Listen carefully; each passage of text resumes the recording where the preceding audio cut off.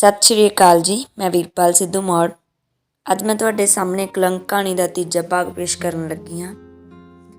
तरन सवेरे ही ड्यूटी ते आई। तरन नूं सहज रस्ते विच ही मिल गया। किवें हो तरन, आ गए ड्यूटी? हैवन ठीक है? सहज ने तरन नूं अपने वांग पुछया। पहलां सहज ने कदे तरन नूं इन्ने प्यार नाल नहीं बुलाया सी। अज पहली बार तरन नूं कोई अपने वांग लगा। हाँ सहज थोड़ी लेट हो गई। अज हैवन नूं स्कूल छड्डण जाण ते टाइम लग गया। कोई गल नहीं तरन, मैं तेरी हाज़री पा दित्ती सी। क्यों सहज, जे साहब आ जांदा फिर? इन्ना रिस्क ना लिया कर। साहब आए सी, मैं कह दित्ता। तरन हाज़री पा के गुड़िया नूं छड्डण गई है। साहब ने कुछ नहीं किया। चल कोई ना सहज, अगे तो ऐदां मेरी हाज़री ना पाई। मैं खुद काम करने पसंद करदी हाँ। ठीक है जनाब, गलती हो गई, अगे तो नहीं पाउंदी। ठीक है सहज, फिर बैठ के गलबात करांगे। हुण पहलां ड्यूटी विच ध्यान दे लईए। कह के तरन चली गई।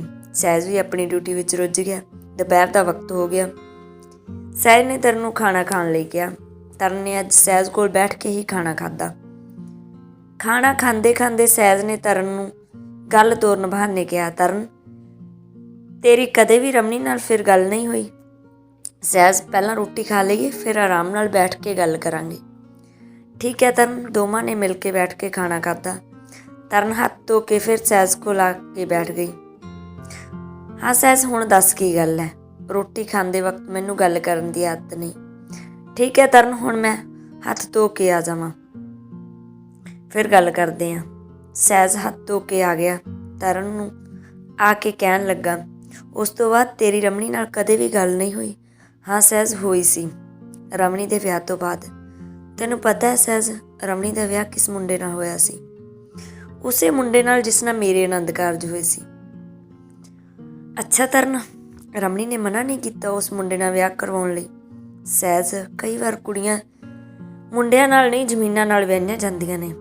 वो मुंडा मेरे नाल आनंद कारज करवाउण तो बाद कैनेडा चला गया सी। शायद लोकां दे तानिਆਂ ਕਾਰਨ ਉਹਨੂੰ ਬਾਹਰਲੇ देश जाना पिया। कनेडा 'ਚ ਉਹਨੇ पैसा चंगा कमा लिया ਤੇ ਇੱਥੇ ਹੋਰ ਜ਼ਮੀਨ ਬਣਾ ਲਈ। ਭੂਆ ਨੇ ਫਿਰ ਉਸੇ ਮੁੰਡੇ ਦੀ ਦੱਸ ਰਮਣੀ ਲਈ ਪਾਈ। ਮਾਮਾ ਜੀ ਨੇ ਚੰਗੀ ਜ਼ਮੀਨ ਜਾਇਦਾਦ ਦੇਖ ਕੇ ਰਿਸ਼ਤਾ ਕਰ ਦਿੱਤਾ। ਮੁੰਡੇ ਨੇ ਕੁੜੀ ਨੂੰ ਬਾਹਰ ਲੈ ਕੇ ਜਾਣ ਦਾ ਕਿਹਾ ਸੀ। ਰਮਣੀ ਨੇ ਵਿਆਹ ਤੋਂ ਪਹਿਲਾਂ ਇੱਕ ਵਾਰ ਮੈਨੂੰ ਇਹ ਗੱਲ ਦੱਸਣ ਲਈ ਹੀ ਫੋਨ ਕੀਤਾ ਸੀ। ਬਾਅਦ ਵਿੱਚ ਰਮਣੀ ਨੇ ਮੈਨੂੰ फोन करके सारी गल दसी। अच्छा तरन, हुण रमणी आपदे सहुरे परिवार विच सुखी है? नहीं सहज, वो हुण ना विआहियां च है ना कुंवारियां च है। क्यों तरन, की होया इहो जिहा? सहज, कहंदे ने जदों कर्म साथ ना देन फिर अपने भी साथ देणों हट जांदे ने। हाँ तरन, ये तां है। बस यही कुछ रमणी नाल वापरिया। रमणी दा विआह उसे मुंडे नाल हो गया। विआह के भी वो लै गया। विआह वाले दिन अथने जे रमणी दी सस रमणी नूं कहंदी, तरलोचन दी कल नूं फ्लैट है, तैनूं अगले महीने आके दोबारा लै जाऊगा। रमणी दी तरलोचन नाल कोई गल ना होई। दूजे दिन तरलोचन कनेडा चला गया। हुण रमणी दे विआह नूं 3 साल हो गए सी। ना तरलोचन दा कोई फोन आया, ना वो आ पाया। साल रमणी उहदी उड़ीक च सहुरे घर भी लगा आई। उहदी सस उहनूं झूठ बोल बोल के रखदी रही, पर अखीर रमणी अक के वापस पिंड आ गई। ओहो, फिर तो रमणी नाल बहुत माड़ा होया, सहज ने अफसोस प्रगट करदिआं कहा। सहज, हुण रमणी नाल मेरी गल हुंदी रहिंदी है, बस हुण किसे नौकरी दी भाल विच है। कह रही सी किन्ना चिर मैं मापिओ दे सिर ते बैठी रहांगी। बस सहज, मैं अक्सर ही सोचदी रहिंदी हाँ, रब कुड़ियां दी किस्मत ऐदां दी क्यों लिखदा है? जां रब कुड़ियां दी किस्मत लिखदा ही ऐदां है, जां ओह हुंदियां ही बदकिस्मत ने? नहीं तरन, रब किस्मत नहीं लिखदा, किस्मत आप बनाउणी पैंदी है। सहज, मैं तेरी गल नाल सहमत हाँ, पर जिथे कोई साधन ही ना होण उत्थे इंसान खुद की किस्मत खुद किवें बना सकदा है? तरन, साधन तां पैदा किते जांदे ने। हाँ सहज, पर कुड़ियां नूं जन्म तो ही साधना तो वांझा कर दिता जांदा है। पर तरन, कुड़ियां भी तां बराबर दियां हकदार हुंदियां ने। तरन ने हस के कहा, सहज किस घर च बराबर दी मालक हुंदियां ने कुड़ियां, जरा दसी? दोवां घरां च ही तरन। सहज ने सहज मते विच ही जवाब दिता। नहीं सहज, मैनूं नहीं लगदा। ਮੈਂ ਤਾਂ ਕਦੇ ਦੇਖਿਆ ਹੀ ਨਹੀਂ ਪੇਕੇ ਘਰ ਕੁੜੀਆਂ ਦੇ ਨਾਲ ਬਰਾਬਰ ਜ਼ਮੀਨ ਲੱਗਦੀ। ਚੱਲ ਮੰਨ ਲਿਆ ਕਿ ਕੁੜੀਆਂ ਨੂੰ ਬੇਗਾਨਾ ਧਨ ਕਹਿ ਕੇ ਪੇਕੇ ਘਰ ਜ਼ਮੀਨ ਜਾਇਦਾਦ ਨਾਮ ਨਹੀਂ ਲੱਗਦੀ। ਸਹੁਰੇ ਵੀ ਉਹ ਜਿਸ ਘਰ ਨੂੰ ਆਪਣਾ ਘਰ ਮੰਨ ਕੇ ਜਾਂਦੀਆਂ ਨੇ, ਉਸ ਘਰ 'ਚ ਵੀ ਉਹ ਕਿਸੇ ਚੀਜ਼ ਦੀ ਬਰਾਬਰ ਹੱਕਦਾਰ ਨਹੀਂ ਹੁੰਦੀਆਂ। ਸਾਰੀ ਜ਼ਮੀਨ ਜਾਇਦਾਦ ਮੁੰਡੇ ਦੇ ਨਾਮ ਹੁੰਦੀ ਹੈ। ਹਾਂ, ਇਹ ਜ਼ਰੂਰ ਹੁੰਦਾ ਹੈ ਉਸ ਤੋਂ ਬਾਅਦ ਉਸੇ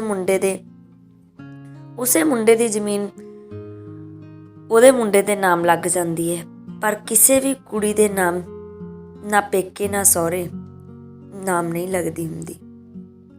ਸਾਡਾ ਸਮਾਜ ਕੁੜੀਆਂ ਨੂੰ ਕਦੇ ਵੀ ਕਿਸੇ ਚੀਜ਼ ਦੇ ਬਰਾਬਰ ਹੱਕਦਾਰ ਨਹੀਂ ਸਮਝਦਾ। ਹੋਰ ਤਾਂ ਹੋਰ ਦੇਖ ਸਹਿਜ, ਬੱਚਿਆਂ ਦੇ ਸਰਟੀਫਿਕੇਟ ਵੀ ਪਹਿਲਾਂ ਪਿਓ ਦੇ ਨਾਂ ਹੁੰਦੇ ਨੇ। ਜੇ ਕੁੜੀ ਲੜ ਝਗੜ ਕੇ ਕਿਸੇ ਚੀਜ਼ ਦੀ ਹੱਕਦਾਰ ਵੀ ਹੁੰਦੀ ਹੈ, ਸਮਾਜ ਉਸ ਦੇ ਖਿਲਾਫ ਹੋ ਜਾਂਦਾ ਹੈ। ਹਾਂ ਤਰਨ, ਇਹ ਗੱਲ ਤਾਂ ਹੈ, ਕਾਨੂੰਨ ਦੇ ਹੁੰਦਿਆਂ ਵੀ ਔਰਤ ਮਰਦ ਦੇ ਬਰਾਬਰ ਦੀ ਹੱਕਦਾਰ ਨਹੀਂ ਹੁੰਦੀ। ਬਹੁਤੀਆਂ ਥਾਵਾਂ ਤੇ ਹਾਲੇ ਤੱਕ ਕੁੜੀਆਂ ਨੂੰ ਘਰੋਂ ਬਾਹਰ ਪੜ੍ਹਨ ਭੇਜਿਆ ਨਹੀਂ ਜਾਂਦਾ।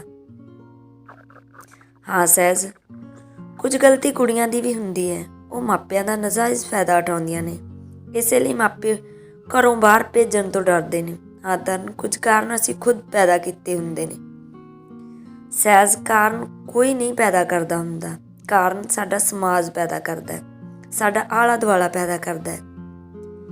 ਮਾਪੇ ਕੁੜੀ ਨੂੰ ਜਨਮ ਦਿੰਦੇ ਡਰਦੇ ਨੇ ਕਿਉਂਕਿ ਸਮਾਜ ਦਾ ਡਰ ਹੁੰਦਾ ਹੈ। ਪਹਿਲਾਂ ਤਾਂ ਸਾਡੇ ਘਰਾਂ ਵਿੱਚ ਹੀ ਕੁੜੀਆਂ ਸੇਫ ਨਹੀਂ, ਫਿਰ ਸਮਾਜ ਕਿਤੇ ਕੁੜੀਆਂ ਨੂੰ ਬਾਹਰ ਨਹੀਂ ਨਿਕਲ ਦਿੰਦਾ। ਤਰਨ, ਸਾਰੇ ਮਰਦ ਤਾਂ ਇੱਕੋ ਜਿਹੇ ਨਹੀਂ ਹੁੰਦੇ। ਸਹਿਜ, ਮੈਂ ਸਾਰਿਆਂ ਦੀ ਤਾਂ ਗੱਲ ਹੀ ਨਹੀਂ ਕੀਤੀ। ਜਦੋਂ ਇੱਕ ਦੋ ਮਾੜੇ ਹੋ ਜਾਂਦੇ ਨੇ ਤਾਂ ਚੰਗੇ ਵੀ ਮਾੜਿਆਂ 'ਚ ਗਿਣਨ ਲੱਗ ਜਾਂਦੇ ਨੇ। ਕਿਵੇਂ ਪਤਾ ਲੱਗੇਗਾ ਕੌਣ ਚੰਗਾ ਕੌਣ ਮਾੜਾ? ਹਾਂ ਤਰਨ, ਇਹ ਗੱਲ ਤਾਂ ਹੈਗੀ ਹੈ। ਮੈਂ ਤੇਰੀ ਗੱਲ ਨਾਲ ਸਹਿਮਤ ਹਾਂ, ਪਰ ਇਸ ਚੀਜ਼ ਦਾ ਹੱਲ ਵੀ ਕੀ ਹੈ? ਸਹਿਜ, ਹੱਲ ਤਾਂ ਇੱਕੋ ਹੀ ਹੁੰਦਾ ਹੈ, ਕੁੜੀਆਂ ਨੂੰ ਖੁਦ ਬਹਾਦਰ ਬਣਨਾ ਪਵੇਗਾ ਤੇ ਆਪਦੇ ਪੈਰਾਂ 'ਤੇ ਖੜੇ ਹੋਣਾ ਪਵੇਗਾ। ਹਾਂ ਤਰਨ, ਤੇਰੀ ਗੱਲ ਸਹੀ ਹੈ। ਤੇਰੀ ਗੱਲ ਮੈਂ ਵਿੱਚ ਹੀ ਕੱਟਦਾ। ਤੂੰ ਇਹ ਦੱਸ, ਹੁਣ ਰਮਣੀ ਨੂੰ ਨੌਕਰੀ ਮਿਲ ਗਈ ਜਾਂ ਨਹੀਂ? ਨਹੀਂ ਸਹਿਜ, ਹਾਲੇ ਤਾਂ ਨਹੀਂ ਮਿਲੀ। ਭਾਲ ਕਰ ਰਹੀ ਹੈ, ਕੋਈ ਚੱਜ ਦੀ ਨੌਕਰੀ ਮਿਲ ਜਾਵੇ ਤਾਂ ਚੰਗਾ ਹੈ। ਤਰਨ, ਰਮਣੀ ਪੜ੍ਹੀ ਕਿੰਨੇ ਆ? ਉਹਨੇ B.Ed ਕੀਤੀ ਹੈ। ਫਿਰ ਤਾਂ ਉਹਦੀ ਪੜ੍ਹਾਈ ਵੀ ਚੰਗੀ ਹੈ। ਹਾਂ ਸਹਿਜ, ਉਦੋਂ BA 'ਚ ਹੀ ਸੀ ਜਦੋਂ ਮੈਨੂੰ ਨੌਕਰੀ ਮਿਲੀ ਹੈ। ਵਿਚਾਰੀ ਦੀ ਜ਼ਿੰਦਗੀ ਖਰਾਬ ਹੋ ਗਈ ਵਿਆਹ ਹੋਣ ਕਰਕੇ। ਨਾ ਉਹ ਹੁਣ ਕਰਦੀ ਰਹੀ ਹੈ ਨਾ ਘਟਦੀ। ਸਹੀ ਗੱਲ ਹੈ ਤਰਨ, ਕਹਿ ਕੇ ਸਹਿਜ ਚੁੱਪ ਹੋ ਗਿਆ। ਸ਼ਾਇਦ ਉਸਨੂੰ ਅੱਗੇ ਹੁਣ ਕੁਝ ਵੀ ਨਹੀਂ ਔੜ ਰਿਹਾ ਸੀ। ਕੀ ਹੋਇਆ ਸਹਿਜ, ਚੁੱਪ ਕਿਉਂ ਹੋ ਗਿਆ? ਹਾਲੇ ਤਾਂ ਮੈਂ ਤੈਨੂੰ ਆਪਦੀ ਜ਼ਿੰਦਗੀ ਬਾਰੇ ਵੀ ਦੱਸਣਾ। ਸਹਿਜ ਨੇ ਹੈਰਾਨ ਹੁੰਦਿਆਂ ਪੁੱਛਿਆ, ਕੋਈ ਹੋਰ ਵੀ ਦੁੱਖ ਸੀ ਤੇਰੀ ਜ਼ਿੰਦਗੀ 'ਚ? ਨਹੀਂ ਸਹਿਜ, ਦੁੱਖ ਤਾਂ ਕੋਈ ਨਹੀਂ ਸੀ, ਰਮਣੀ ਕਰਕੇ ਮੈਂ ਆਪਦੇ ਪੈਰਾਂ 'ਤੇ ਖੜੀ ਹੋਈ ਹਾਂ। ਫਿਰ ਹੋਰ ਕੀ ਦੱਸਣਾ ਹੈ ਤਰਨ ਤੂੰ? ਸਹਿਜ, ਇੱਕ ਵਾਰ ਮੇਰੀ ਡਿਊਟੀ ਪਿੰਡ ਲੱਗ ਗਈ। ਮੈਂ ਆਪਦੇ ਪਿੰਡ ਦੇ ਥਾਣੇ 'ਚ 4 ਮਹੀਨੇ 10 ਦਿਨ ਲਗਾਏ। ਸਾਹਿਬ ਨੂੰ ਮੈਂ ਬਹੁਤ ਮਨਾ ਕੀਤਾ ਬਦਲੀ ਰੁਕਵਾਉਣ ਲਈ, ਪਰ ਬਿਨਾਂ ਪੈਸੇ ਤੋਂ ਬਦਲੀ ਰੁਕੀ ਨਾ। ਪਹਿਲੇ ਦਿਨ ਮੈਂ ਆਪਦੇ ਪਿੰਡ 'ਚ ਡਿਊਟੀ ਕਰਨ ਗਈ। ਦਿਨ ਠੀਕ ਲੰਘਿਆ, ਸਭ ਨੂੰ ਪਤਾ ਲੱਗ ਗਿਆ ਕਿ ਮੈਂ ਤਰਨ ਹਾਂ, ਪਰ ਮੈਨੂੰ ਘਰ ਦਾ ਕੋਈ ਵੀ ਮਿਲਣ ਨਾ ਆਇਆ। ਆਂਢ ਗੁਆਂਢ ਦੇ ਆ ਕੇ ਮਿਲ ਗਏ, ਸਭ ਨੇ ਖੁਸ਼ੀ ਮਨਾਈ। ਇੱਕ ਦਿਨ ਕੀ ਹੋਇਆ ਸਹਿਜ, ਮੈਂ ਡਿਊਟੀ 'ਤੇ ਸੀ। ਜਸ਼ਨ ਤੇ ਪਾਪਾ ਥਾਣੇ ਰਿਪੋਰਟ ਲਿਖਵਾਉਣ ਆਏ। ਥਾਣੇ ਰਿਪੋਰਟ ਲਿਖਣ ਦੀ ਡਿਊਟੀ ਮੇਰੀ ਸੀ ਉਸ ਟਾਈਮ। ਉਸ ਵਕਤ ਮੈਂ ਟੇਢੀ ਬੈਠੀ ਸੀ। ਟੇਢੀ ਬੈਠੀ ਕਾਰਨ ਪਾਪਾ ਤੇ ਜਸ਼ਨ ਨੂੰ ਮੇਰਾ ਪਤਾ ਨਾ ਲੱਗਿਆ। ਪਾਪਾ ਨੇ ਆ ਕੇ ਕਿਹਾ, ਭੈਣ ਜੀ ਅਸੀਂ ਰਿਪੋਰਟ ਲਿਖਵਾਉਣੀ ਹੈ। ਜਦ ਮੈਂ ਉੱਤੇ ਮੂੰਹ ਚੁੱਕਿਆ ਤਾਂ ਪਾਪਾ ਦੇਖ ਕੇ ਹੈਰਾਨ ਜਿਹੇ ਹੋ ਗਏ। ਪਤਾ ਨਹੀਂ ਤਾਂ ਪਾਪਾ ਨੂੰ ਪਤਾ ਨਹੀਂ ਲੱਗਿਆ, ਪਤਾ ਨਹੀਂ ਉਹਨਾਂ ਨੇ ਜਾਣਬੁੱਝ ਕੇ ਹੈਰਾਨੀ ਪ੍ਰਗਟ ਕੀਤੀ। ਪਰ ਮੈਂ ਅੱਗੋਂ ਕੋਈ ਉਹਨਾਂ ਸਾਹਮਣੇ ਹੈਰਾਨੀ ਨਾ ਦਿਖਾਈ ਤੇ ਆਰਾਮ ਨਾਲ ਕਿਹਾ, ਹਾਂਜੀ ਦੱਸੋ ਕੀ ਰਿਪੋਰਟ ਲਿਖਣੀ ਹੈ? ਪਾਪਾ ਕੁਝ ਮਿੰਟ ਸੁਣ ਖੜੇ ਰਹੇ। ਫਿਰ ਮੈਂ ਪੁੱਛਿਆ, ਦੱਸੋ ਜੀ ਕੀ ਰਿਪੋਰਟ ਲਿਖਣੀ ਹੈ? ਪਾਪਾ ਫਿਰ ਵੀ ਚੁੱਪ ਰਹੇ। ਜਦੋਂ ਮੈਂ ਤੀਜੀ ਵਾਰ ਪੁੱਛਿਆ, ਹਾਂਜੀ ਦੱਸੋ ਕੀ ਰਿਪੋਰਟ ਲਿਖਣੀ ਹੈ ਤੁਹਾਡੀ, ਤਾਂ ਪਾਪਾ ਜੀ ਦੀ ਜ਼ੁਬਾਨ ਤੁਤਲਾ ਗਈ। ਤੁਤਲੀ ਆਵਾਜ਼ 'ਚ ਕਹਿਣ ਲੱਗੇ, ਧੀਏ ਮੇਰੀ ਨੂੰਹ ਘਰੋਂ ਭੱਜ ਗਈ। ਬਸ ਆਮ ਹੀ ਕਿਹਾ ਕਿ ਮੇਰੀ ਨੂੰਹ ਘਰੋਂ ਭੱਜ ਗਈ। ਮੇਰੇ ਜਿਵੇਂ ਹੌਲ ਜਿਹਾ ਪੈ ਗਿਆ ਤੇ ਮੈਂ ਵੀ ਪਾਪਾ ਨੂੰ ਪੁੱਛਿਆ, ਕਿ ਨੂੰਹਾਂ ਵੀ ਘਰੋਂ ਭੱਜ ਜਾਂਦੀਆਂ ਨੇ। ਧੀਏ, ਜਦੋਂ ਕਰਮ ਮਾੜੇ ਹੋ ਜਾਂਦੇ ਨੇ ਉਦੋਂ ਸਿੱਧੇ ਵੀ ਮੁੱਦੇ ਹੋ ਜਾਂਦੇ ਨੇ। ਮੈਂ ਜ਼ਿਆਦਾ ਕੁਝ ਨਾ ਕਿਹਾ, ਬਸ ਇੰਨਾ ਹੀ ਕਿਹਾ, ਤੁਸੀਂ ਆਪਣੀ ਰਿਪੋਰਟ ਲਿਖਾਓ ਜੀ। ਪਾਪਾ ਦੀ ਜਗ੍ਹਾ ਜਸ਼ਨ ਬੋਲਿਆ, ਸਾਡੀ ਰਿਪੋਰਟ ਇਹ ਹੈ ਜੀ, ਮੇਰੀ ਪਤਨੀ ਘਰੋਂ ਬਿਨਾਂ ਦੱਸੇ ਭੱਜ ਗਈ। ਜੇ ਉਹਦੇ ਨਾਲ ਕੁਝ ਅਣਹੋਣੀ ਹੁੰਦੀ ਹੈ ਤਾਂ ਅਸੀਂ ਜ਼ਿੰਮੇਵਾਰ ਨਹੀਂ। ਅਸੀਂ ਉਸ ਦੀ ਭਾਲ ਕਰਨਾ ਚਾਹੁੰਦੇ ਹਾਂ, ਪੁਲਿਸ ਸਾਡੀ ਮਦਦ ਕਰੇ। ਮੈਂ ਰਿਪੋਰਟ ਲਿਖਣ ਵੇਲੇ ਜਸ਼ਨ ਨੂੰ ਪੁੱਛਿਆ, ਕੀ ਕਾਰਨ ਸੀ ਜੀ ਜੋ ਤੁਹਾਡੀ ਪਤਨੀ ਬਿਨਾਂ ਦੱਸੇ ਘਰੋਂ ਚਲੀ ਗਈ? ਜਸ਼ਨ ਆਪਣੇ ਹੰਕਾਰ ਵਿੱਚ ਬੋਲਿਆ, ਜਦੋਂ ਲੱਛਣ ਮਾੜੇ ਹੋਣ ਉਦੋਂ ਜਨਾਨੀਆਂ ਕਿੱਥੇ ਘਰੇ ਖੜਦੀਆਂ ਨੇ। ਮੈਨੂੰ ਉਸ ਵਕਤ ਬਹੁਤ ਮਹਿਸੂਸ ਹੋਇਆ ਕਿ ਔਰਤਾਂ ਦੇ ਵੀ ਲੱਛਣ ਮਾੜੇ ਚੰਗੇ ਹੁੰਦੇ ਨੇ, ਪਰ ਫਿਰ ਵੀ ਮੈਂ ਆਪਣੇ 'ਤੇ ਕੰਟਰੋਲ ਕਰਕੇ ਪੁੱਛਿਆ, ਤੁਸੀਂ ਮੈਨੂੰ ਸਿੱਧੀ ਸਿੱਧੀ ਗੱਲ ਦੱਸੋਗੇ, ਮੈਂ ਰਿਪੋਰਟ 'ਚ ਲਿਖ ਸਕਾਂ। ਜਸ਼ਨ ਨੇ ਫਿਰ ਦੱਸਣਾ ਸ਼ੁਰੂ ਕੀਤਾ, ਮੇਰੀ ਧਰਮ ਪਤਨੀ ਸ਼੍ਰੀ ਇੰਦਰਜੀਤ ਕੌਰ ਅੱਜ ਸਵੇਰੇ ਘਰੋਂ ਭੱਜ ਗਈ। ਘਰ ਜਿੰਨੇ ਪੈਸੇ ਪਏ ਸੀ ਉਹ ਸਾਰੇ ਲੈ ਗਈ, ਨਾਲ ਹੀ ਸਾਰੇ ਗਹਿਣੇ ਲੈ ਗਈ। ਮੈਂ ਲਿਖਦੇ ਲਿਖਦੇ ਫਿਰ ਪੁੱਛਿਆ, ਤੁਹਾਨੂੰ ਕੋਈ ਸ਼ੱਕ ਹੈ ਉਹ ਕਿੱਥੇ ਗਈ ਹੋਣੀ? ਜਸ਼ਨ ਨੇ ਆਪਣੇ ਹੰਕਾਰ 'ਚ ਫਿਰ ਕਿਹਾ, ਭੈਣ ਜੀ, ਜੇ ਸਾਨੂੰ ਪਤਾ ਹੁੰਦਾ ਅਸੀਂ ਆਪੇ ਲੱਭ ਲੈਂਦੇ। ਮੈਂ ਰਿਪੋਰਟ ਲਿਖ ਕੇ ਕਿਹਾ, ਕੋਈ ਗੱਲ ਨਹੀਂ ਜੀ, ਅਸੀਂ ਅਗਲੀ ਕਾਰਵਾਈ ਕਰਦੇ ਹਾਂ। ਜਿਵੇਂ ਹੀ ਸਾਨੂੰ ਕੋਈ ਸਬੂਤ ਮਿਲੇਗਾ ਤੁਹਾਨੂੰ ਦੱਸ ਦਿੱਤਾ ਜਾਵੇਗਾ। ਪਾਪਾ ਨੇ ਹਾੜੇ ਕੱਢਦਿਆਂ ਕਿਹਾ, ਧੀਏ, ਹੁਣ ਸਾਡੀ ਗੱਲ 'ਤੇ ਗੌਰ ਕਰਿਓ, ਜੇ ਉਹ ਕੁਰਾਹੇ ਪੈ ਗਈ ਤਾਂ ਅਸੀਂ ਨੂੜੀ ਦੇ ਮਰ ਜਾਵਾਂਗੇ। ਮੈਂ ਕਿਹਾ, ਕੋਈ ਨਹੀਂ ਜੀ, ਹੁਣ ਅਸੀਂ ਗੌਰ ਕਰਾਂਗੇ। ਉਹ ਰਿਪੋਰਟ ਲਿਖਵਾ ਕੇ ਚਲੇ ਗਏ। ਮੈਂ ਬਾਅਦ ਵਿੱਚ ਇਹੀ ਸੋਚਦੀ ਰਹੀ, ਪਾਪਾ ਨੂੰ ਸੱਚੀ ਮੁੱਚੀ ਮੇਰੀ ਪਹਿਚਾਣ ਨਹੀਂ ਆਈ, ਜਾਂ ਪਾਪਾ ਨੇ ਜਾਣ-ਬੁੱਝ ਕੇ ਮੈਨੂੰ ਪਹਿਚਾਨਣਾ ਨਹੀਂ ਚਾਹਿਆ। ਸ਼ਾਇਦ ਪਾਪਾ ਨੇ ਮੈਨੂੰ ਜਾਣ-ਬੁੱਝ ਕੇ ਪਹਿਚਾਨਣਾ ਨਹੀਂ ਚਾਹਿਆ। ਇਹ ਕਦੇ ਹੋ ਸਕਦਾ ਹੈ ਕੋਈ ਆਪਣੇ ਖੂਨ ਨੂੰ ਵੀ ਪਹਿਚਾਨ ਨਾ ਸਕੇ। ਸੋਚਦੀ ਸੋਚਦੀ ਮੈਂ ਡੂੰਘੇ ਖਿਆਲਾਂ ਵਿੱਚ ਗੁੰਮ ਗਈ। ਉਸ ਤੋਂ ਬਾਅਦ ਕੇਸ ਦੀ ਤਫਤੀਸ਼ ਕੀਤੀ ਗਈ। ਸਾਹਿਬ ਨੇ ਇਸ ਕੇਸ ਦੀ ਤਫਤੀਸ਼ ਕਰਨ ਦਾ ਕੰਮ ਮੈਨੂੰ ਹੀ ਦਿੱਤਾ। ਮੈਂ ਤੇ ਇੱਕ ਪੁਲਿਸ ਆਫਿਸਰ ਕੇਸ ਦੀ ਤਫਤੀਸ਼ ਕਰਨ ਲਈ ਜਸ਼ਨ ਦੇ ਸਹੁਰੇ ਗਏ। ਜਸ਼ਨ ਦੇ ਸਹੁਰੇ ਪਰਿਵਾਰ ਵਿੱਚ ਜਾ ਕੇ ਜਦ ਅਸੀਂ ਇੰਦਰਜੀਤ ਬਾਰੇ ਪੁੱਛਿਆ ਤਾਂ ਪਤਾ ਲੱਗਿਆ ਇੰਦਰਜੀਤ ਆਪਣੇ ਪੇਕੇ ਘਰ ਵੀ ਨਹੀਂ ਆਈ। ਜਸ਼ਨ ਦੇ ਸਹੁਰੇ ਪਰਿਵਾਰ ਨਾਲ ਜਦ ਅਸੀਂ ਗੱਲਬਾਤ ਕੀਤੀ ਤਾਂ ਪਤਾ ਲੱਗਿਆ ਜਸ਼ਨ ਦਾ ਸੁਭਾਅ ਅੜਬ ਹੋਣ ਕਰਕੇ ਅਸੀਂ ਇੰਦਰਜੀਤ ਕੋਲ ਨਹੀਂ ਜਾਂਦੇ ਸੀ। ਇੰਦਰਜੀਤ ਦੀ ਮਾਂ ਨੂੰ ਜਦ ਗੱਲ ਦਾ ਪਤਾ ਲੱਗਿਆ ਤਾਂ ਉਹ ਉੱਚੀ ਉੱਚੀ ਰੋਣ ਲੱਗ ਪਈ। ਉਹ ਮੈਨੂੰ ਸਾਰੀ ਗੱਲ ਦੱਸਦੀ ਕਹਿਣ ਲੱਗੀ, ਧੀਏ, ਪਹਿਲਾਂ ਵੀ ਇੰਦਰਜੀਤ 6 ਮਹੀਨੇ ਇੱਥੇ ਲਗਾ ਗਈ ਸੀ। 6 ਮਹੀਨੇ ਬਾਅਦ ਪੰਚਾਇਤ ਲੈਣ ਆ ਗਈ ਸੀ ਤੇ ਅਸੀਂ ਤੋਰ ਦਿੱਤੀ। ਅਸੀਂ ਸੋਚਿਆ ਚੱਲ ਹੁਣ ਤਾਂ ਸੁਧਰ ਜਾਊਗਾ, ਪਰ ਸਾਨੂੰ ਕੀ ਪਤਾ ਸੀ ਇਸ ਕੰਜਰ ਦਾ ਸੁਧਰਦਾ ਹੀ ਨਹੀਂ। ਮੈਂ ਗੱਲ ਨੂੰ ਵਿੱਚੋਂ ਕੱਟਦਿਆਂ ਕਿਹਾ, ਮਾਂ ਜੀ, ਜਸ਼ਨ ਤੁਹਾਡੀ ਕੁੜੀ ਨੂੰ ਕਿਸੇ ਗੱਲੋਂ ਤੰਗ ਕਰਦਾ ਸੀ? ਧੀਏ, ਪਹਿਲਾਂ ਤਾਂ ਸ਼ਰਾਬ ਪੀ ਕੇ ਕੁੜੀ ਨਾਲ ਕੁੱਟਮਾਰ ਕਰਦਾ ਰਿਹਾ। ਸਾਡੀ ਕੁੜੀ ਨੇ ਸਾਨੂੰ ਭਾਫ ਤੱਕ ਨਾ ਦਿੱਤੀ। ਇੱਕ ਦਿਨ ਮੈਂ ਤੇ ਉਹਦੇ ਪਾਪਾ ਦੀਵਾਲੀ ਦਾ ਤਿਉਹਾਰ ਲੈ ਕੇ ਗਏ। ਇੰਦਰਜੀਤ ਦੇ ਨੀਲ ਪਏ ਦੇਖ ਕੇ ਮੈਂ ਉਦੋਂ ਹੀ ਸਮਝ ਗਈ ਸੀ ਮੇਰੀ ਧੀ ਨਾਲ ਕੁੱਟਮਾਰ ਹੋਈ ਹੈ। ਪਰ ਜਦੋਂ ਇੰਦਰਜੀਤ ਨੂੰ ਪੁੱਛਿਆ ਤਾਂ ਉਹਨੇ ਗੱਲ ਟਾਲਣ ਲਈ ਕਿਹਾ, ਮਾਂ, ਅੱਜ ਤੜਕੇ ਮੈਂ ਗੋਹੇ ਦਾ ਵੱਟਣ ਲੈ ਕੇ ਡਿੱਗ ਪਈ। ਮੇਰੀ ਅੱਖ ਤੇ ਮੱਥੇ ਤੇ ਸੱਟ ਵੱਜ ਗਈ, ਪਰ ਪੁੱਤ, ਸੱਟ ਤਾਜ਼ੀ ਨਹੀਂ ਸੀ, ਉਹਦੇ ਤਾਂ ਖਰੇਂਡ ਵੀ ਆਉਂਦਾ ਜਾਂਦਾ ਸੀ। ਮੈਂ ਗੱਲ ਦੀ ਹੋਰ ਤਫਤੀਸ਼ ਕਰਦਿਆਂ ਪੁੱਛਿਆ, ਮਾਂ ਜੀ, ਉਸ ਵਕਤ ਤੁਸੀਂ ਇੰਦਰਜੀਤ ਦੀ ਸੱਸ ਸਹੁਰੇ ਨੂੰ ਕਿਉਂ ਨਹੀਂ ਪੁੱਛਿਆ? ਪੁੱਤ, ਇੰਦਰਜੀਤ ਦੀ ਸੱਸ ਤਾਂ ਬਥੇਰੀ ਚੰਗੀ ਸੀ। ਉਹ ਤਾਂ ਇੰਦਰਜੀਤ ਦੇ ਵਿਆਹ ਤੋਂ ਥੋੜ੍ਹਾ ਚਿਰ ਮਗਰੋਂ ਹੀ ਮੁੱਕ ਗਈ ਸੀ। ਸੁਣਦਿਆਂ ਹੀ ਇੱਕਦਮ ਮੇਰੇ ਹੌਲ ਜਿਹਾ ਪੈ ਗਿਆ। ਹਾਏ, ਮੇਰੀ ਮਾਂ ਨੂੰ ਕੀ ਹੋ ਗਿਆ ਹੋਣਾ? ਮੈਂ ਆਪਣੇ ਆਪ ਨੂੰ ਸਵਾਲ ਕੀਤਾ। ਮੇਰੀ ਮਾਂ ਸੱਚੀ ਨਹੀਂ ਦੁਨੀਆ 'ਚ ਰਹੀ? ਮੈਂ ਆਪਣੇ ਆਪ ਨੂੰ ਸੰਭਾਲਦਿਆਂ ਪੁੱਛਿਆ, ਮਾਂ ਜੀ ਨੂੰ ਕੀ ਹੋ ਗਿਆ ਹੋਣਾ? ਫਿਰ ਮੈਂ ਅੱਖਾਂ ਦੇ ਹੰਝੂ ਨੂੰ ਰੋਕਦਿਆਂ ਕਿਹਾ, ਮਾਂ ਜੀ, ਇੰਦਰਜੀਤ ਦੀ ਸੱਸ ਨੂੰ ਕੀ ਹੋ ਗਿਆ ਸੀ? ਪੁੱਤ, ਕੁਝ ਹਿਸਾਬ ਨਹੀਂ ਆਇਆ ਸਾਨੂੰ ਤਾਂ। ਕਹਿੰਦੇ ਨੇ ਗੋਲੀਆਂ ਖਾ ਕੇ ਮੁੱਕ ਗਈ ਤੇ ਕੋਈ ਕਹਿ ਦਿੰਦਾ ਹਾਰਟ ਅਟੈਕ ਆ ਗਿਆ। ਜਦੋਂ ਅਸੀਂ ਉੱਥੇ ਪਹੁੰਚੇ ਤਾਂ ਉਹਨਾਂ ਨੇ ਉਦੋਂ ਸੈਂਤ ਵੀ ਦਿੱਤਾ ਸੀ। ਇੰਦਰਜੀਤ ਵੀ ਉਦੋਂ ਇੱਥੇ ਆਈ ਹੋਈ ਸੀ। ਰੱਬ ਹੀ ਜਾਣੇ ਧੀਏ ਕੀ ਵਾਪਰਿਆ ਉਹਦੇ ਨਾਲ। ਗੱਲ ਕਰਦੇ ਕਰਦੇ ਇੰਦਰਜੀਤ ਦੀ ਮਾਂ ਦੀਆਂ ਅੱਖਾਂ ਭਰ ਆਈਆਂ। ਮੇਰੀਆਂ ਅੱਖਾਂ 'ਚ ਤਾਂ ਪਹਿਲਾਂ ਹੀ ਹੰਝੂ ਆਏ ਪਏ ਸੀ। ਮਾਂ ਜੀ ਨੂੰ ਰੋਂਦੀ ਦੇਖ ਕੇ ਮੇਰੇ ਹੰਝੂ ਹੋਰ ਵੀ ਛਲਕ ਪਏ। ਮੈਂ ਫਿਰ ਵੀ ਆਪਣਾ ਆਪ ਸੰਭਾਲਿਆ ਤੇ ਮਾਂ ਜੀ ਨੂੰ ਵੀ ਨਾਲ ਸੰਭਾਲਿਆ। ਮੈਂ ਫਿਰ ਮਾਂ ਜੀ ਨੂੰ ਪੁੱਛਿਆ, ਮਾਂ ਜੀ ਇੰਦਰਜੀਤ ਕੋਲ ਕੋਈ ਬੱਚਾ ਵੀ ਹੈ? ਮਾਂ ਜੀ ਨੇ ਫਿਰ ਅੱਖ ਭਰਦੀ ਨੇ ਆਖਿਆ, ਧੀਏ ਬੱਚੇ ਤਾਂ ਹੋਣ ਤੋਂ ਪਹਿਲਾਂ ਹੀ ਮੁੱਕ ਜਾਂਦੇ ਸੀ। ਰੱਬ ਜਾਣੇ ਕਿ ਕੜਮੀ ਦੀ ਕਿਸਮਤ ਮਾੜੀ ਜਾਂ ਕਰਮ ਠੰਡੇ, ਜਾਂ ਉਹੀ ਕੋਈ ਦਵਾਈ ਬੂਟੀ ਲੈ ਕੇ ਜਵਾਕ ਹੋਣ ਤੋਂ ਪਹਿਲਾਂ ਹੀ ਅੰਦਰ ਮਾਰ ਦਿੰਦੀ ਸੀ। ਮੈਂ ਹੈਰਾਨੀ ਪ੍ਰਗਟ ਕਰਦੇ ਗਿਆ, ਮਾਂ ਜੀ ਭਲਾ ਕੋਈ ਔਰਤ ਆਪਣੇ ਬੱਚੇ ਨੂੰ ਹੋਣ ਤੋਂ ਪਹਿਲਾਂ ਕਿਵੇਂ ਮਾਰੂਗੀ? ਪੁੱਤ ਤੈਨੂੰ ਕੀ ਪਤਾ ਇਹਨਾਂ ਗੱਲਾਂ ਦਾ, ਤੂੰ ਤਾਂ ਹਾਲੇ ਨਿਆਣੀ ਹੈ। ਜਦੋਂ ਇੰਦਰਜੀਤ ਨਾਲ ਮੈਂ ਜਵਾਕ ਦੀ ਗੱਲ ਕਰਦੀ ਸੀ ਤਾਂ ਉਹ ਹਰ ਵਾਰ ਇਹੀ ਕਹਿੰਦੀ ਸੀ, ਮੈਂ ਕੀ ਕਰਨੇ ਨੇ ਮਾਂ ਜਵਾਕ, ਜੇ ਮੈਨੂੰ ਕੁਝ ਹੋ ਗਿਆ ਤਾਂ ਸਾਂਭੂ ਕੌਣ? ਮੈਂ ਹੈਰਾਨ ਹੁੰਦਿਆਂ ਕਿਹਾ, ਮਾਂ ਜੀ ਇੰਦਰਜੀਤ ਬਿਮਾਰ ਰਹਿੰਦੀ ਸੀ? ਜੋ ਨਾ ਰਹਿਣ ਦੀ ਗੱਲ ਕਰਦੀ ਸੀ, ਧੀਏ ਕਾਨੂੰ ਉਹਦਾ ਤਾਂ ਕਦੇ ਸਿਰ ਵੀ ਨਹੀਂ ਦੁਖਿਆ ਸੀ। ਫਿਰ ਮਾਂ ਜੀ ਉਹ ਇਸ ਤਰ੍ਹਾਂ ਦੀਆਂ ਗੱਲਾਂ ਕਿਉਂ ਕਰਦੀ ਸੀ? ਕੀ ਪਤਾ ਧੀਏ, ਉਹਦੀਆਂ ਉਹੀ ਜਾਣੇ। ਸੁੱਕ ਕੇ ਹੁਣ ਤਾਂ ਡੱਕਾ ਹੋ ਗਈ ਸੀ ਮੇਰੀ ਧੀ। ਜਦੋਂ ਵਿਆਹੀ ਸੀ ਇੰਨੀ ਮੋਟੀ ਡਾਢੀ ਸੋਹਣੀ ਸੁਨੱਖੀ ਸੀ। ਮੇਰੀ ਧੀ ਨੂੰ ਤਾਂ ਜਿਵੇਂ ਕਿਸੇ ਦੀ ਨਜ਼ਰ ਹੀ ਲੱਗ ਗਈ ਸੀ।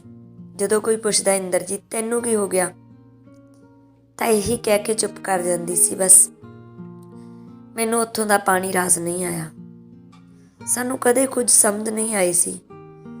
ਚਲ ਮਾਂ ਜੀ ਅਸੀਂ ਭਾਲ ਕਰਦੇ ਹਾਂ ਇੰਦਰਜੀਤ ਦੀ, ਜਿਵੇਂ ਹੀ ਕੋਈ ਖਬਰ ਮਿਲੂਗੀ ਅਸੀਂ ਤੁਹਾਨੂੰ ਦੱਸਦੇ ਰਵਾਂਗੇ।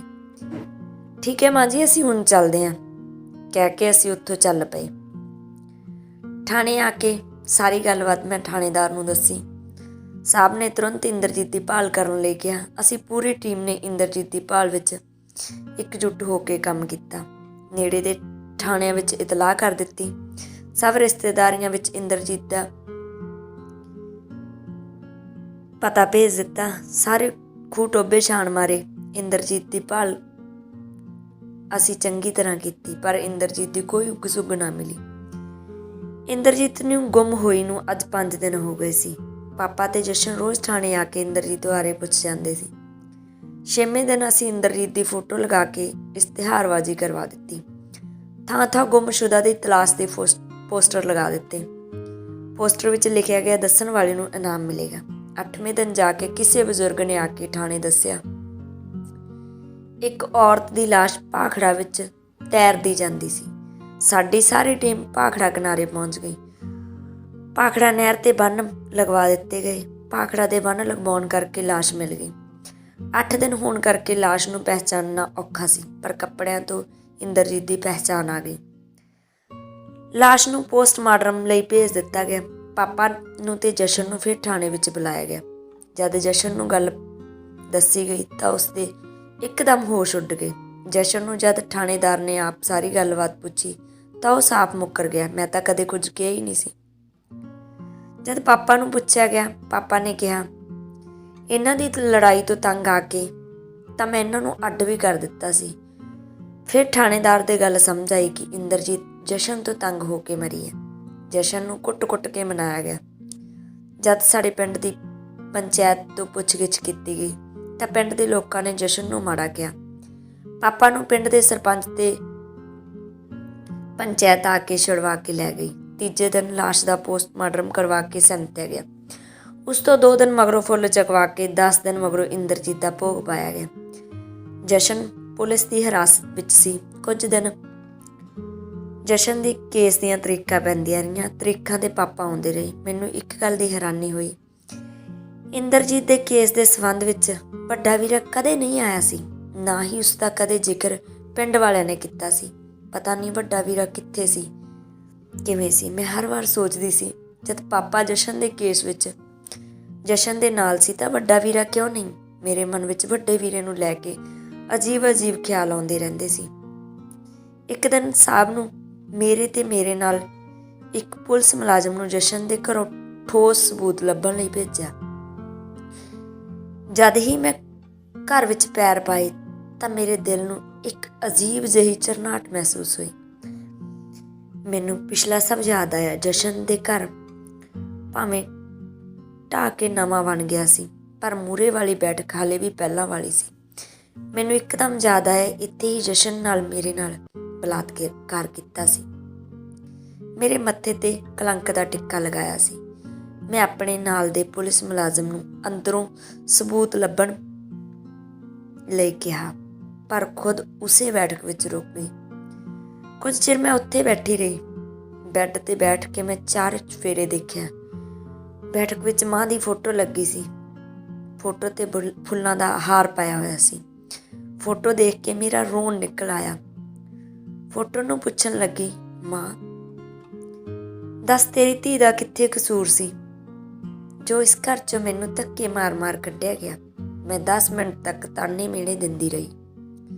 ਫਿਰ ਅਚਾਨਕ ਦਿਲੋਂ ਆਵਾਜ਼ ਆਈ, ਧੀਏ, ਜੇ ਤੇਰਾ ਕਸੂਰ ਨਹੀਂ ਸੀ ਤਾਂ ਹੀ ਅੱਜ ਕਸੂਰਵਾਰ ਨੂੰ ਸਜ਼ਾ ਮਿਲ ਰਹੀ ਹੈ। ਜੇ ਉਹਨੇ ਤੇਰੇ ਨਾਲ ਗਲਤ ਕੀਤਾ ਸੀ ਤਾਂ ਹੀ ਤੇਰੇ ਹੱਥੋਂ ਉਹਦੇ ਨਾਲ ਗਲਤ ਹੋ ਰਿਹਾ। ਤੇਰੇ ਹੱਥੋਂ ਹੀ ਉਹਨੂੰ ਸਜ਼ਾ ਮਿਲ ਰਹੀ ਹੈ। ਮੇਰੀਆਂ ਅੱਖਾਂ ਦੇ ਹੰਝੂ ਇੱਕਦਮ ਰੁਕ ਗਏ ਤੇ ਫਿਰ ਇੱਕਦਮ ਦਿਲ ਅੰਦਰੋਂ ਆਵਾਜ਼ ਆਈ ਕਿ ਇਹ ਸਜ਼ਾ ਉਹਨੂੰ ਤੂੰ ਹੀ ਦੇਣੀ ਹੈ। ਉਹਨੂੰ ਹੁਣ ਤੂੰ ਮਾਫ਼ ਨਹੀਂ ਕਰਨਾ, ਭਾਵੇਂ ਉਹ ਤੇਰਾ ਭਰਾ ਹੀ ਹੈ, ਪਰ ਉਹ ਤੇਰਾ ਗੁਨੇਗਾਰ ਹੈ। ਜਿਵੇਂ ਇਹ ਸਭ ਮਾਂ ਹੀ ਕਹਿ ਰਹੀ ਹੋਵੇ। ਦਿਲ ਅੰਦਰੋਂ ਫਿਰ ਆਵਾਜ਼ ਆਈ, ਠੀਕ ਹੈ ਮਾਂ, ਮੈਂ ਉਸ ਨੂੰ ਸਜ਼ਾ ਜ਼ਰੂਰ ਦੇਵਾਂਗੀ। ਇੰਨੇ ਨੂੰ ਪੁਲਿਸ ਮੁਲਾਜ਼ਮ ਅੰਦਰੋਂ ਬੈਠਕ ਵਿੱਚ ਆ ਗਿਆ ਤੇ ਮੈਨੂੰ ਕਹਿਣ ਲੱਗਾ, ਮੈਮ ਚਲੋ ਚੱਲੀਏ, ਸਬੂਤ ਮਿਲ ਗਿਆ। ਮੈਂ ਇੱਕਦਮ ਚੌਂਕ ਕੇ ਕਿਹਾ, ਕੀ ਸਬੂਤ? ਆਹ ਦੇਖੋ, ਜਸ਼ਨ ਦੀ ਘਰਵਾਲੀ ਇੰਦਰਜੀਤ ਵੱਲੋਂ ਸਬੂਤ ਲਿਖਿਆ ਹੋਇਆ। ਮੈਂ ਚਿੱਠੀ ਫੜਦਿਆਂ ਪੜ੍ਹਨਾ ਸ਼ੁਰੂ ਕੀਤਾ। ਪੱਤਰ ਵਿੱਚ ਲਿਖਿਆ ਸੀ, ਮੇਰੇ ਪਿਆਰੇ ਪਤੀ ਦੇਵ, ਮੈਂ ਤੈਨੂੰ ਪਸੰਦ ਨਹੀਂ ਸੀ, ਕੋਈ ਗੱਲ ਨਹੀਂ। ਤੇਰੇ ਸੰਬੰਧ ਵਿੱਚ ਕਿਸੇ ਗੈਰ ਔਰਤ ਦੇ ਸੰਬੰਧ ਸੀ, ਮੈਂ ਉਹ ਵੀ ਬਰਦਾਸ਼ਤ ਕਰ ਲਿਆ। ਪਰ ਜੋ ਤੂੰ ਮੇਰੇ ਸਿਰ ਇਲਜ਼ਾਮ ਲਗਾਇਆ, ਮੈਂ ਤੇਰੇ ਗਵਾਂਢੀ ਸੂਬੇ ਨਾਲ ਗਲਤ ਹਾਂ। ਮੈਂ ਸੂਬੇ ਨਾਲ ਗਲਤ ਨਹੀਂ ਸੀ। ਸੂਬਾ ਮੇਰਾ ਗੋਤੀ ਸੀ। ਮੈਂ ਤਾਂ ਉਸ ਨੂੰ ਆਪਣਾ ਭਰਾ ਮੰਨਦੀ ਸੀ, ਪਰ ਤੂੰ ਕਦੇ ਵੀ ਇਸ ਗੱਲ ਨੂੰ ਨਹੀਂ ਸਮਝਿਆ ਸੀ। ਮੇਰੇ ਪੇਟ ਵਿੱਚ ਪਲ ਰਹੇ ਬੱਚੇ ਨੂੰ ਤੂੰ ਮਾਰ ਦਿੱਤਾ ਸੀ। ਤੂੰ ਇਹ ਸਮਝਿਆ ਸੀ ਕਿ ਉਹ ਬੱਚਾ ਸੂਬੇ ਦਾ ਹੈ। ਤੂੰ ਮੈਨੂੰ ਜ਼ਬਰਦਸਤੀ ਗੋਲੀਆਂ ਖਵਾ ਕੇ ਬੱਚਾ ਗਿਰਾ ਦਿੱਤਾ ਸੀ। ਮੈਂ ਸਭ ਕੁਝ ਬਰਦਾਸ਼ਤ ਕੀਤਾ, ਤੇਰੀ ਕੁੱਟਮਾਰ ਵੀ ਸਹਿੰਦੀ ਰਹੀ। ਤੈਨੂੰ ਯਾਦ ਹੈ ਨਾ, ਸੂਬਾ ਜਦ ਆਪਣੇ ਘਰ ਆਥਣ ਦੇ ਵਕਤ ਕਹੀਂ ਮੰਗਣ ਆਇਆ ਸੀ, ਤੂੰ ਮੇਰੇ ਤੇ ਇਲਜ਼ਾਮ ਲਗਾਇਆ ਸੀ। ਸੂਬਾ ਤੇਰੇ ਲਈ ਘਰ ਆਇਆ ਹੈ।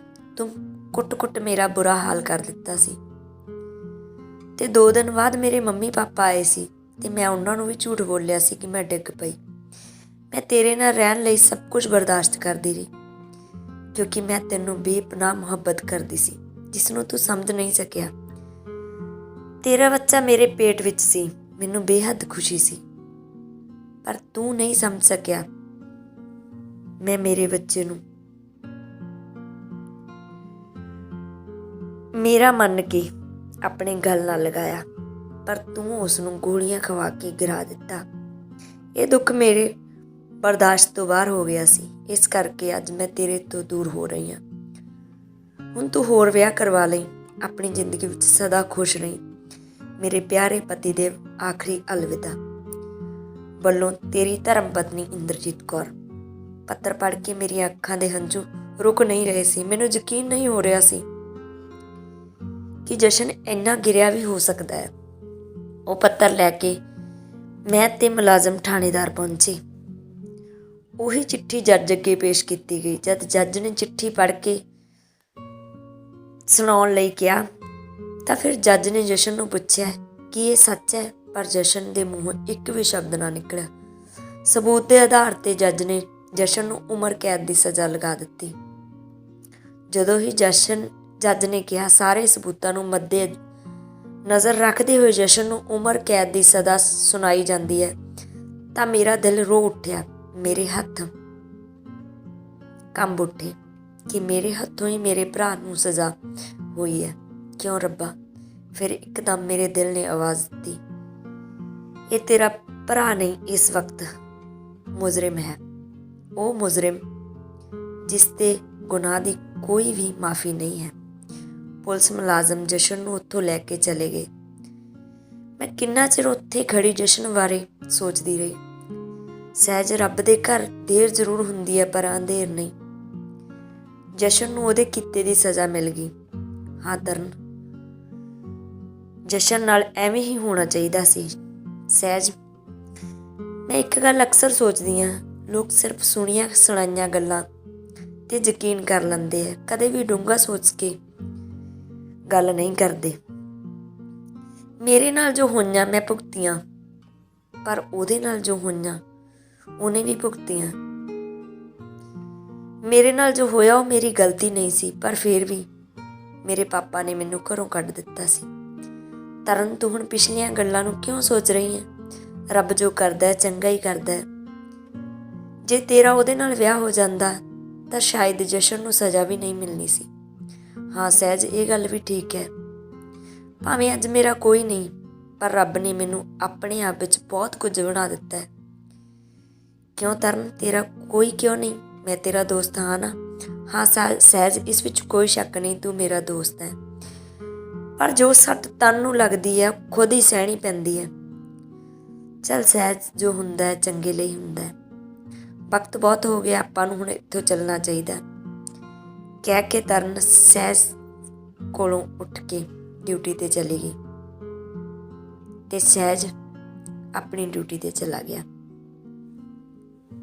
ਧੰਨਵਾਦ ਜੀ, ਤੁਸੀਂ ਮੇਰੀ ਕਹਾਣੀ ਨੂੰ ਬੜੇ ਧਿਆਨ ਨਾਲ ਸੁਣਿਆ। ਤੁਹਾਡਾ ਬਹੁਤ ਬਹੁਤ ਧੰਨਵਾਦ ਜੀ।